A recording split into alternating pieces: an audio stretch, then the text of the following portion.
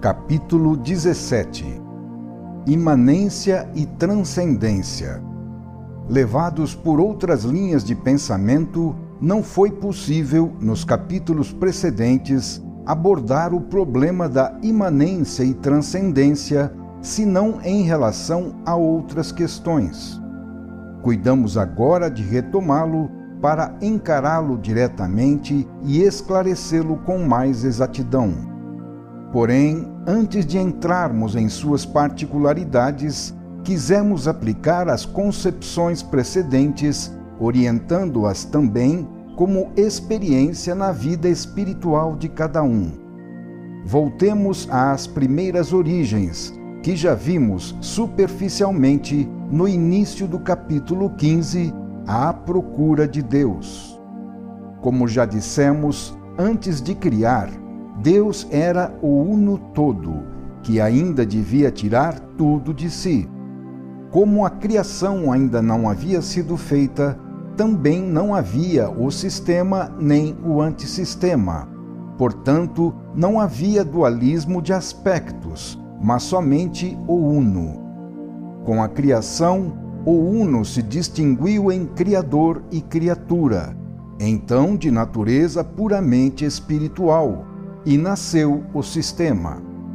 Mas com a queda, o sistema se dividiu em dois: sistema, a parte íntegra, e antissistema, a parte na qual a criatura espiritual caiu na prisão da forma, ou corpo. Ora, acima de tudo isto, o uno permanece no seu aspecto absoluto, como sempre foi, é e sempre será, além de qualquer criação ou manifestação.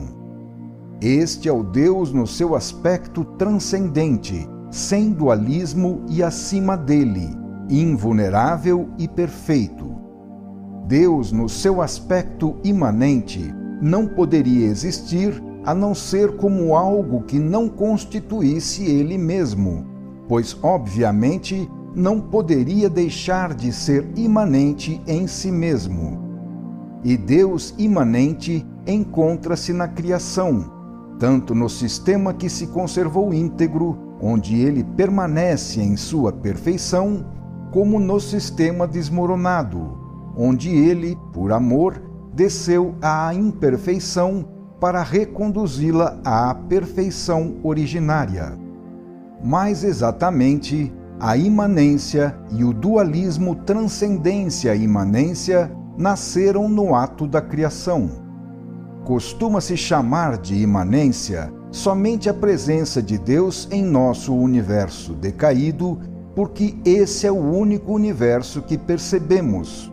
No entanto, a imanência abrange também o universo feito de puros espíritos, que se conservou perfeito. Em outras palavras, a imanência nada mais é senão a permanência do Criador na sua criação, razão pela qual Deus permaneceu presente tanto no sistema como no antissistema. A coordenação destes conceitos, observando-os agora frontalmente e não como nos capítulos anteriores, em perspectivas oblíquas, em função de outras visualizações, esclarecerá melhor o nosso pensamento.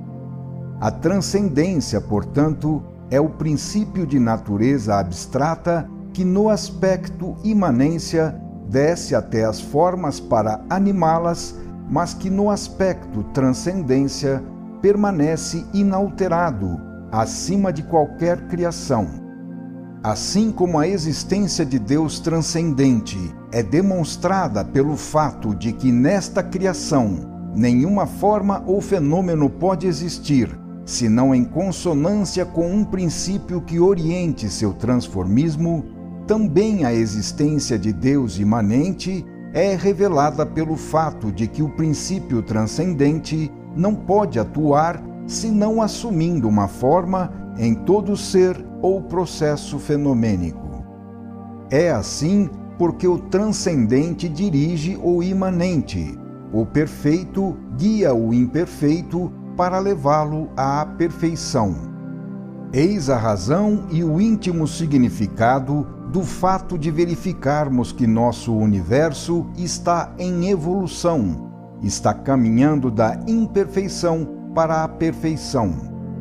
Explica-se assim, em razão de sua estrutura, a razão pela qual o nosso universo se mantém e só pode se manter devido à presença nele de um contínuo impulso criador. Explica-se também a individualização do ser em infinitas formas, pré-estabelecidas segundo esquemas abstratos, que não existem no contingente a não ser na última fase da sua expressão material.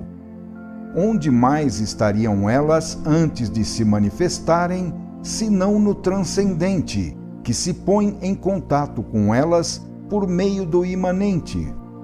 Quem estabelece no tempo os ritmos de adolescência e velhice, a duração da vida de cada tipo, o seu limite de desenvolvimento orgânico? Deus, portanto, não apenas criou no princípio o seu universo de um estado de nada relativamente ao novo estado. Não apenas deu o seu primeiro impulso de origem à Gênese, mas também permaneceu depois nesse universo, no seu íntimo e não exteriormente, continuando incessantemente a criá-lo com a sua presença. No fim do capítulo 13, no princípio era o Verbo, esclarecemos as razões e as origens dessa imanência. Ela é devida ao princípio fundamental da criação, o amor, segundo o qual um verdadeiro pai jamais abandona o filho, não importa o que ele faça, mas respeita sua liberdade e, justamente para salvá-lo, o segue em qualquer desventura na qual ele tenha recaído, porque assim exige o amor. Essa imanência ou presença de Deus é o que se chama vida, mas isso num sentido amplíssimo, pois trata-se da vida que anima igualmente a orientação das moléculas nos cristais, bem como o funcionamento atômico da matéria. Tirando essa vida, que representa a imanência de Deus em tudo o que existe, o universo recairia no nada, num estado de não ser relativamente ao atual. Portanto, Deus não criou da maneira como o homem cria, mas sim de um modo muito mais profundo. Não fez a sua obra de fora para depois se destacar dela, mas sim de dentro, para nela permanecer inseparavelmente. E de fato, as obras do homem são mortas e têm necessidade sempre de novas intervenções para se manterem. Somente as obras de Deus são vivas. Embora pareçam viver por si mesmas, elas, na verdade, vivem porque dentro delas está o Deus imanente, que atua continuamente, assim como faz a vida. Se deixarmos uma casa com tudo o que ela tem, entregue a si mesma, encontraremos após muitos anos tudo em decadência. Porém, se deixarmos plantas entregues a si mesmas, encontraremos um bosque. Se deixarmos animais entregues a si mesmos, encontraremos um rebanho. De onde vem essa capacidade de multiplicação, senão de Deus imanente? De onde promana a vida, senão dessa fonte que alimenta todo o criado? Quão imperfeita imitação da obra de Deus são as obras do homem! E mesmo as obras humanas, para serem conservadas, reclamam aquela assistência que se chama de manutenção e que constitui uma espécie de imanência do homem nelas. Podemos agora compreender melhor tudo isto, confrontando com o que foi dito no capítulo 13, no princípio era o Verbo. Deus, em seu aspecto transcendente, é o Espírito, o primeiro momento da Trindade do Uno, o puro pensamento, a ideia ainda não em ação, anterior e acima de qualquer criação e suas vicissitudes. Deus, no seu aspecto imanente, é o segundo momento da Trindade do Uno, aquele no qual a ideia entra em ação e o Espírito se faz verbo gerador, o Pai. Do Pai deriva o terceiro momento, a criação, tanto aquela que permaneceu perfeita com os espíritos puros no sistema, como aquela desmoronada na imperfeição da forma material no antissistema. A imanência surge no segundo momento com o ato criador, que conduz ao terceiro momento na obra realizada. E podemos ver, revelada na obra, a existência do aspecto de imanência, que rege tudo. A forma concreta de tudo o que existe em nosso universo nada mais é senão a expressão dessa imanência. Em outras palavras, o Filho é a expressão do Pai. Isso não significa que o nosso universo físico seja o Filho, mas sim que ele, como forma material, é a expressão e a manifestação da atividade genética do Pai nele imanente. É um momento derivado da ideia situada no Espírito. Eis o todo coligado em estreito monismo, do Espírito, origem de tudo, até todas as coisas dele originadas. Tais conceitos não podem ser entregues às mãos do involuído, que, por julgar tudo sensorialmente, é capaz de dizer que o Filho é a própria matéria. As mais recentes concepções da ciência, que representam a última substância do mundo físico por uma fórmula abstrata, nos ajudam a compreender tudo isso. Foi assim que, buscando-se a sua essência, a matéria foi reconduzida ao espírito. Devemos recordar que a matéria é uma pura ilusão dos nossos sentidos. Por mais que tal concepção possa parecer audaciosa, os fatos depõem em seu favor. A vida, que é a expressão de Deus imanente, tem um caráter inteiramente interior. Ela germina incessantemente, e somente graças a essa imanência o ser pode viver, vencendo o desgaste imposto pelo ambiente. A medicina examina tão somente as manifestações deste Deus imanente, estudando as formas construídas pela inteligência dele. Num cadáver, a medicina estuda os restos de uma vida que se retira de sua manifestação. A vida escapa à medicina porque é de natureza espiritual, campo ignorado por ela. Toda forma provém do interior, de um germe, e se desenvolve em torno dele por crescimento.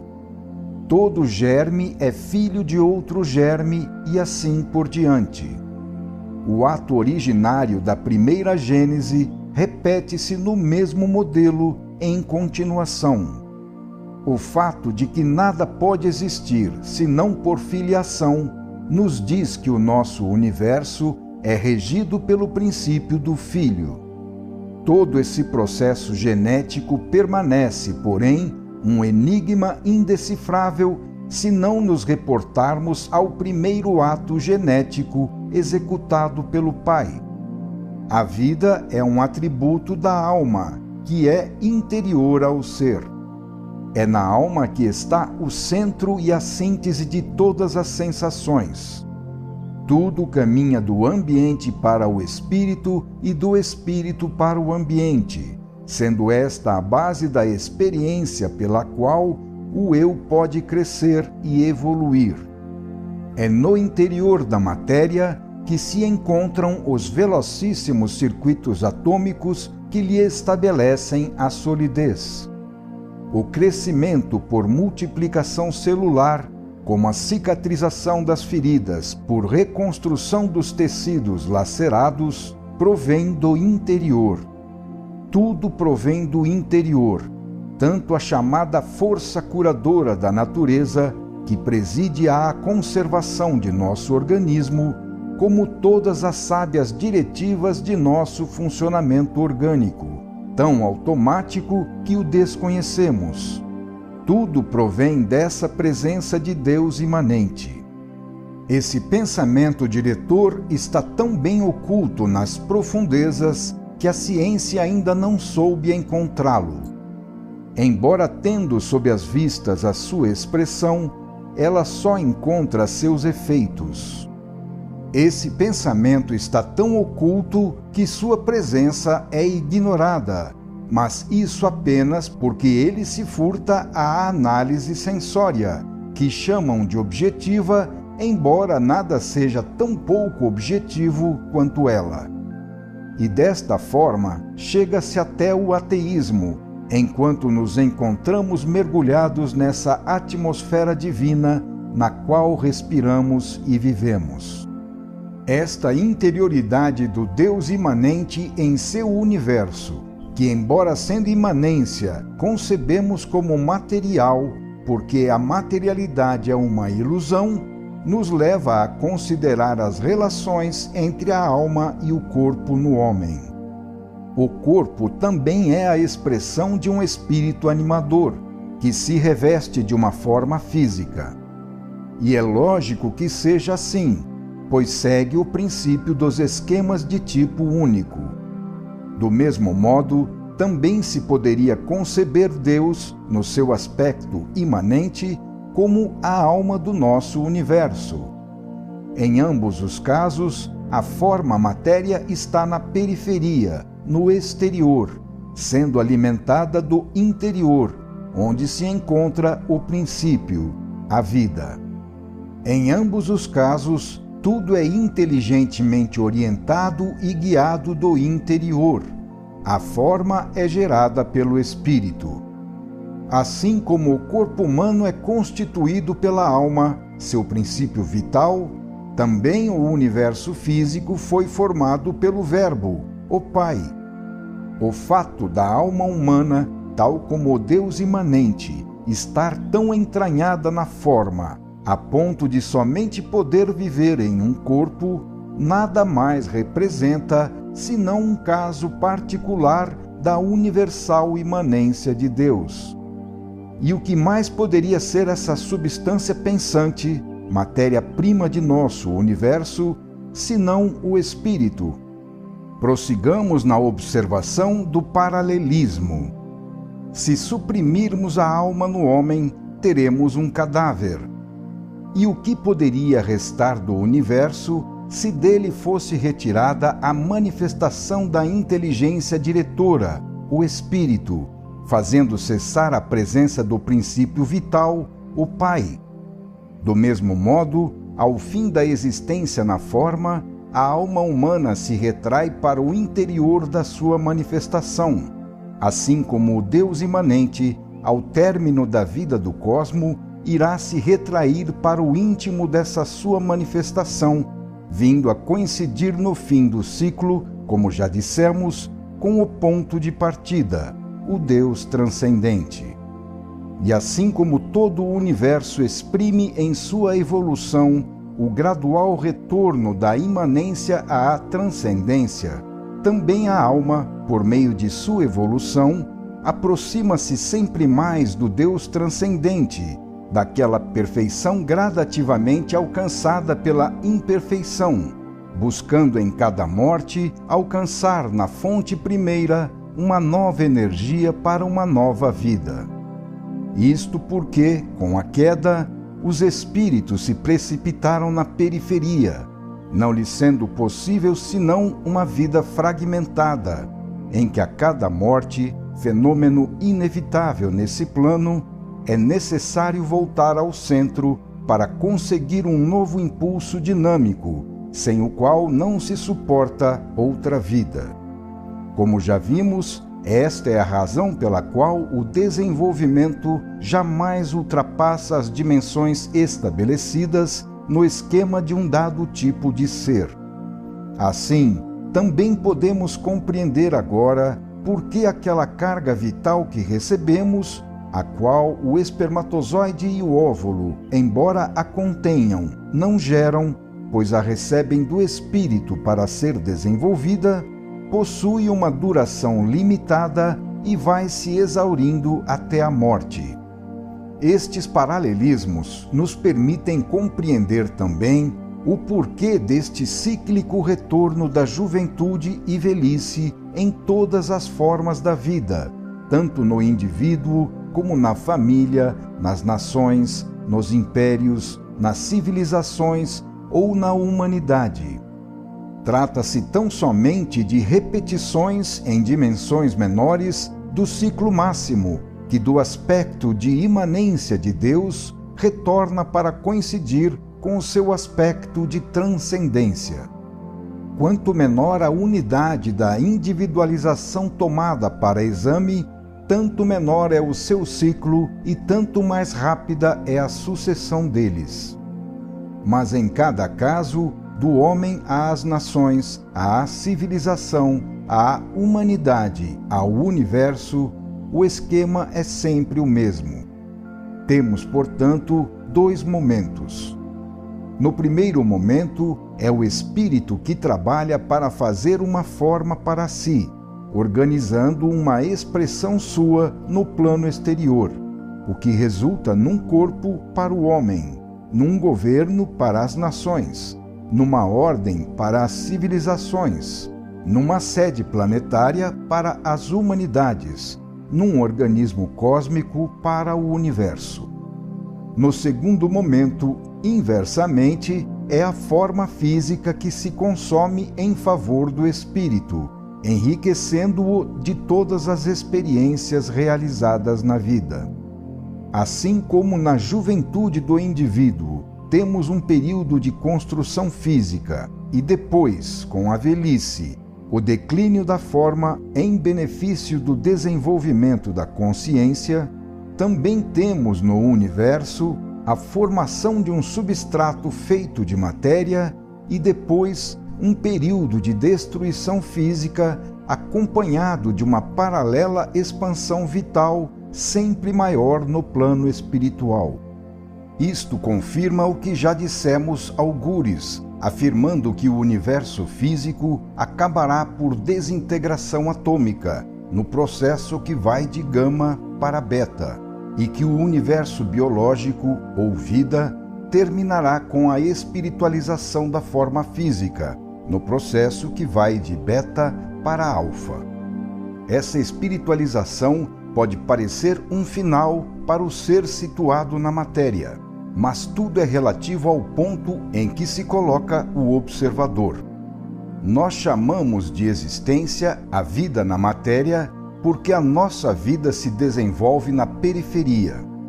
Assim, também chamamos de criação a transformação da qual resulta nosso tipo de existência, no sentido de passar da condição de nada à condição de ser em relação à nossa posição periférica. Mas se estivéssemos situados no centro, no absoluto, no espírito, e não na periferia, no relativo, na matéria, então conceberíamos a vida na matéria como um não existir. Nestas condições, a criação atual nos pareceria a passagem do ser para o nada, porque não seria uma transformação que se opera no sentido de nosso tipo de existência, mas algo que caminha para a sua negação. Se superarmos, porém, a relatividade desses pontos de vista, veremos que o referido término do universo físico e biológico não passa de uma mudança de forma para retornar ao originário estado espiritual, ponto de partida do atual universo desmoronado. Concluímos, então, que somente é possível ser ou não ser em nosso plano relativo, e isto relativamente a uma dada forma assumida naquele momento pelo ser. Mas o todo, Deus, jamais pode não ser na substância. Somente no relativo pode ocorrer o não ser, um não existir parcial em relação a outras formas de existir. O absoluto, que é tudo, não pode deixar de ser eternamente tudo.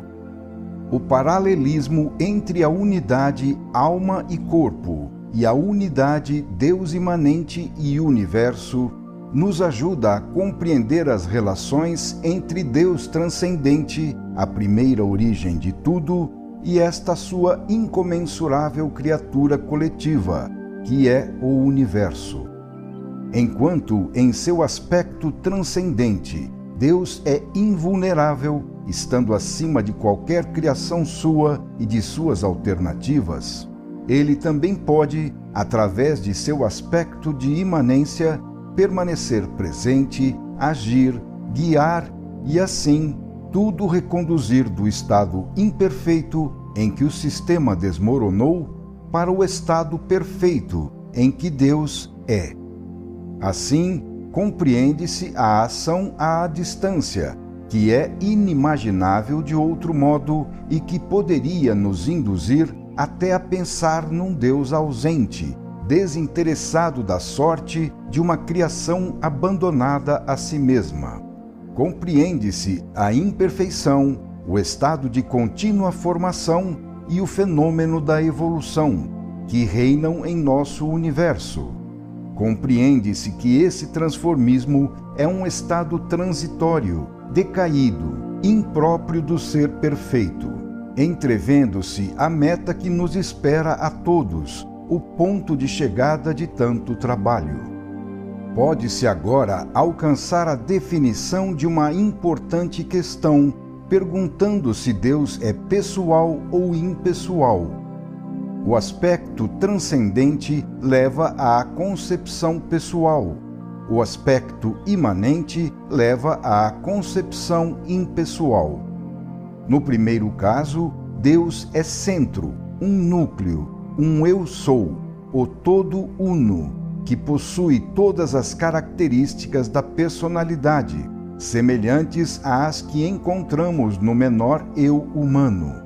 No segundo caso, Deus é periferia, imerso na sua manifestação, pulverizada em infinitos eu sou menores, que resultou do fracionamento do todo uno no desmoronamento do sistema e que possui, portanto, todas as características do aspecto impessoal, como aquelas que encontramos na massa de células componentes do corpo humano. Tudo isto corresponde exatamente à universal lei do dualismo, pela qual toda unidade é constituída de duas partes inversas e complementares. E assim seria por toda parte, desde a unidade Deus e universo, até a unidade alma e corpo. A esta altura, contudo, pode-se objetar se existiriam então dois deuses. Respondemos perguntando se existirão talvez duas terras só porque o nosso planeta tem dois polos. Existirão, porventura, dois seres em um homem, pelo fato dele ser de alma e corpo? Se essa é a constituição do esquema do ser, não nos é dado mudá-lo. Devemos nos limitar a comprovar que o esquema é assim. Contudo, caberia ainda objetar se o universo físico é então o corpo de Deus. De novo respondemos, perguntando o que seria o corpo para a alma, senão o seu veículo e meio de expressão. Impõe-se ao certo conferir então à palavra corpo um sentido tão mais vasto que nem ao menos poderíamos concebê-lo. E esta foi exatamente uma das consequências erradas do imanentismo, ao perder de vista o Deus Uno e vê-lo definitivamente fragmentado no panteísmo, como se do eu sou central não tivesse restado mais do que uma poeira de divindade, que teria ficado dispersa em infinitos eu sou menores, sem possibilidade de reconstruir o Uno e de se conectar com ele. Mas o leitor já viu quão longe estamos de semelhantes concepções, como vimos no final do capítulo 15, à procura de Deus. Trata-se, portanto, apenas de duas posições diversas da divindade.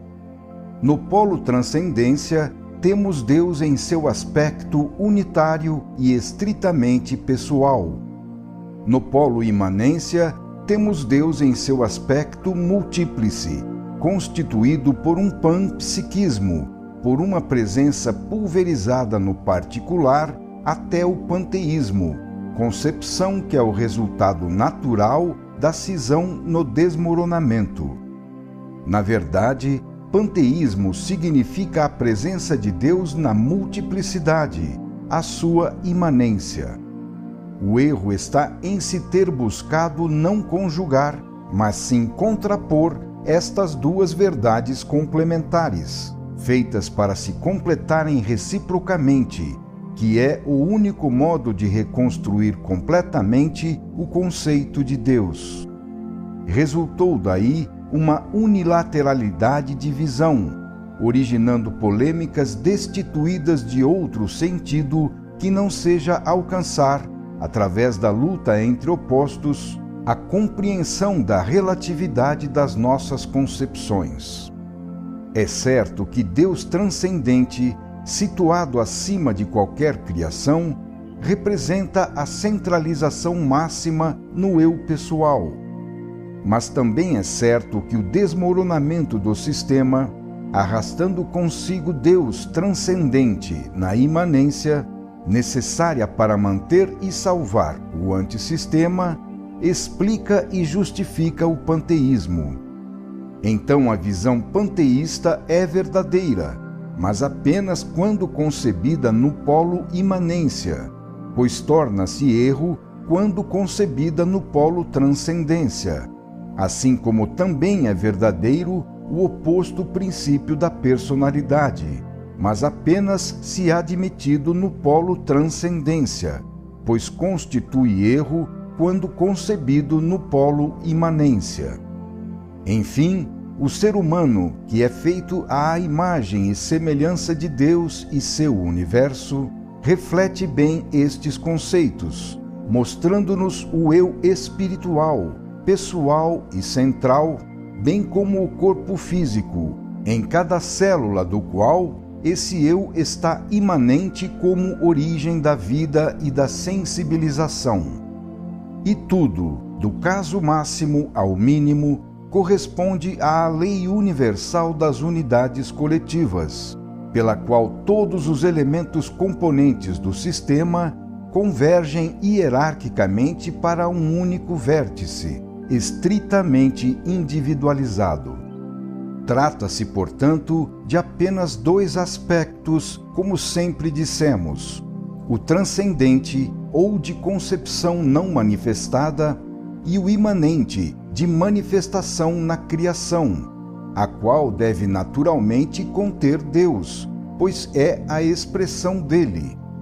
Temos um caso semelhante no homem, que, tendo uma ideia, pode não a expressar, ou pode, então, projetá-la fora de si na ação e depois na forma, tornando possível essa ideia coexistir ao mesmo tempo no aspecto inexpresso e expresso. Podemos muito bem conceber Deus não imerso na concatenação causal, não submetido à sucessão dos atos no tempo, como aquele estado que o homem se encontra antes de traduzir em ato a sua concepção. Os dois aspectos são conexos por toda parte. É assim que o todo é construído.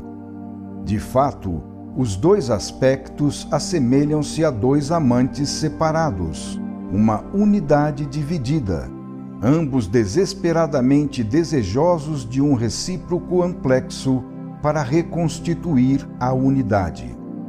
Parece que o imanente é uma incansável busca pelo transcendente, cuja imobilidade ele atingirá após uma imensurável corrida. É uma imensa carência que só findará quando se completar na transcendência. Tal como um vazio tem necessidade de ser preenchido pela plenitude e uma plenitude tem necessidade de encher o vazio, os dois aspectos se completam. Essa é a universal complementariedade dos dois polos opostos do dualismo, sobre a qual se eleva a unidade. Assim como o macho e a fêmea, o imanente corre e o transcendente aguarda. Eis assim o princípio das trajetórias espiraladas, que, correspondendo ao esquema do plano físico, vão continuamente se reduzindo até o imanente se precipitar no transcendente, anulando-se na identificação com ele. Então, o Deus transcendente terá reabsorvido em si a sua manifestação, que por meio da universal reespiritualização terá retornado ao seio do Uno, do qual nascera, e a distinção entre os dois aspectos desaparecerá. Nada mais nos resta para concluir a argumentação, se não ouvir a confirmação de tudo isto numa voz inteiramente ortodoxa, que reproduzimos de uma página da obra Confiança, de Paulo Jager, tradução do francês, volume 1, edição Mariette, tipografia pontifícia da Sagrada Congregação dos Ritos, 1934. O capítulo 14, página 273 e seguintes, diz, abre aspas, Deus cria a cada instante o mundo apenas com o pensamento. O pensamento da criação nos é familiar, mas o que nos é menos familiar é o pensamento da criação contínua, que é a conservação do mundo. Pensamos demasiado frequentemente que Deus criou este magnífico universo no princípio dos tempos, limitando-se em seguida a dirigi-lo e governá-lo como se ele pudesse subsistir por si, de modo mais ou menos independente de Deus. Ao contrário, a conservação do mundo é uma criação contínua, que a cada instante pressupõe uma potência igual à que originariamente criou todas as coisas. Medimos Deus pelo nosso gabarito.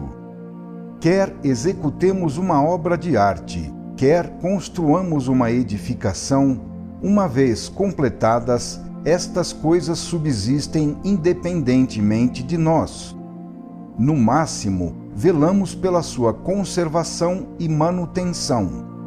Da mesma forma, para muitos homens, o mundo, uma vez criado, existe por si, não cabendo a Deus senão conservá-lo e defendê-lo. Na realidade, Deus faz o mundo a cada instante e cria sem cessar. Que ideia tão mais exata e benéfica teríamos da potência infinita se considerássemos o mundo sob esse aspecto? Como sentiríamos melhor a nossa dependência de Deus e a nossa necessidade de gratidão se tivéssemos maior consciência dessa ação continuamente criadora de Deus sobre tudo o que nos rodeia, bem como sobre nós mesmos. Deus fez e faz sem cessar todas essas maravilhas apenas com o seu pensamento repleto de amor. Deus pensa e ama todas essas coisas com um amor que cria. Pelo próprio fato dele pensá-las e amá-las, elas recebem o ser.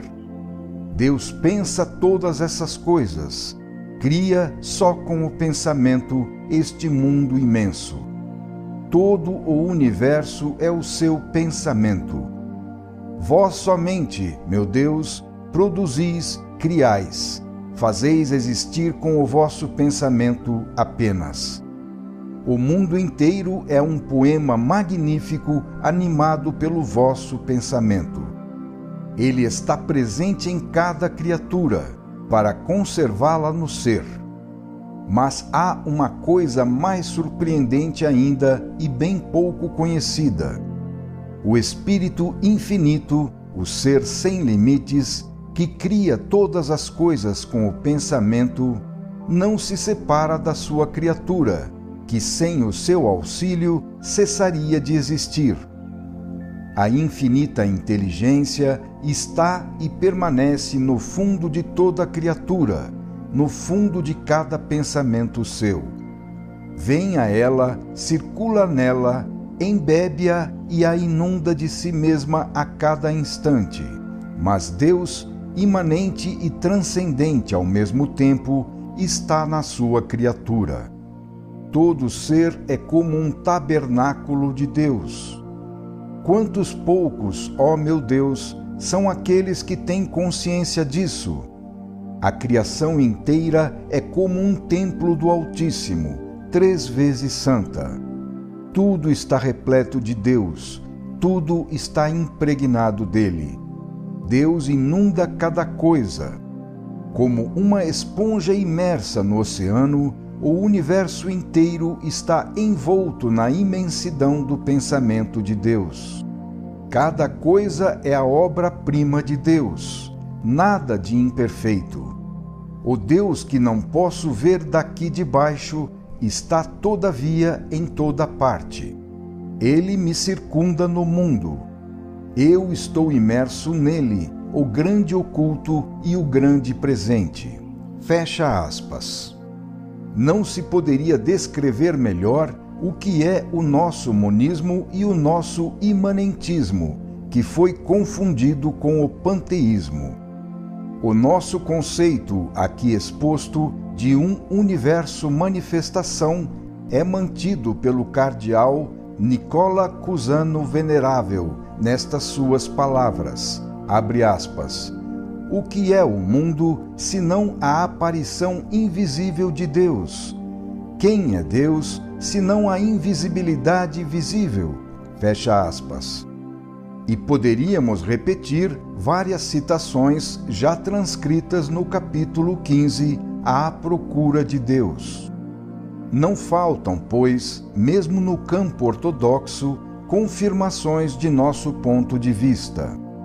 Sem este conceito da imanência de Deus, desde que entendido sem as aberrações do panteísmo, não se explica o amor de São Francisco de Assis por todas as criaturas, nem o fato de Cristo repetir dos livros sagrados que nós somos deuses.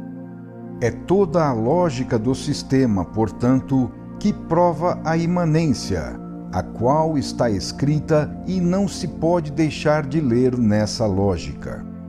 Além do mais, a criação contínua, que significa a manutenção da própria obra, não exclui absolutamente uma criação originária, podendo também ser admitida no sentido já exposto aqui, como criação a partir do nada, sem lesar com isso o princípio da indestrutibilidade da substância.